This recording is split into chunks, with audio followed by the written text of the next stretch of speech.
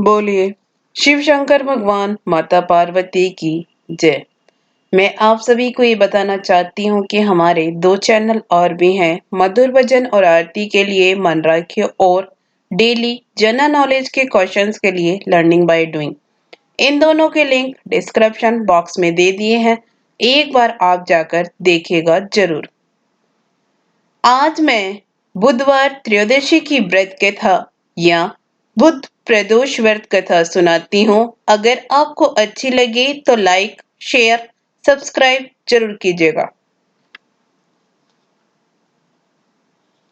इस व्रत में दिन में केवल एक बार भोजन करना चाहिए।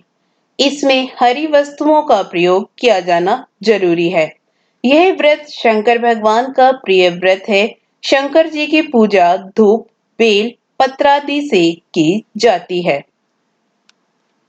प्राचीन काल की कथा है, एक पुरुष का नया नया विवाह हुआ था। वह गोने के बाद दूसरी बार पत्नी को लेने के लिए अपने ससुराल पहुंचा और उसने सास से कहा कि बुधवार के दिन ही पत्नी को लेकर अपने नगर जाऊंगा। उस पुरुष के सास ससुर ने साले सालियों ने उसको समझाया कि बुधवार को पत्नी को विदा करा कर ले जाना शुभ नहीं है, लेकिन वह पुरुष अपनी जिद से टस से मत नहीं हुआ। विवश होकर सास ससुर को अपने जमाता और पुत्री को भारी मन से विदा करना पड़ा। पति पत्नी बैलगाड़ी में चले जा रहे थे। एक नगर के बाहर निकलते ही पत्नी को प्यास लगी। पति लोटा लेकर पत्नी के लिए पानी लेने गया। जब वह पानी लेकर लौटा तो उसके क्रोध और आश्चर्य की सीमा न रही, क्योंकि उसकी पत्नी किसी अन्य पुरुष के लाए लोटे में से पानी पीकर हंस हंस कर बातें कर रही थी। क्रोध में आग बबूला होकर वह उस आदमी से झगड़ा करने लगा, मगर यह देखकर आश्चर्य की सीमा न रही कि उस पुरुष की शक्ल उस आदमी से हुबहू मिलती थी। हम शक्ल आदमियों को झगड़ते हुए जब काफी देर हो गई तो वहां आने जाने वालों की भीड़ एकत्र हो गई।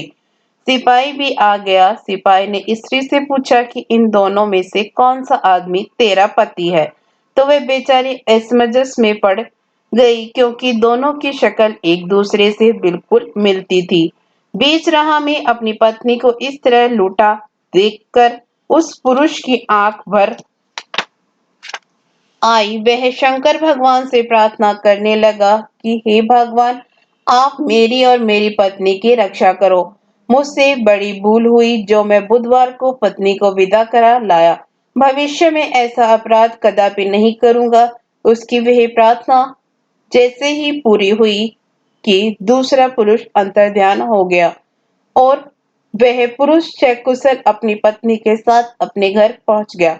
उस दिन के बाद पति पत्नी नियम पूर्वक बुधवार प्रदोष व्रत रखने लगे। इसके साथ ही बुध प्रदोष व्रत कथा समाप्त हुई।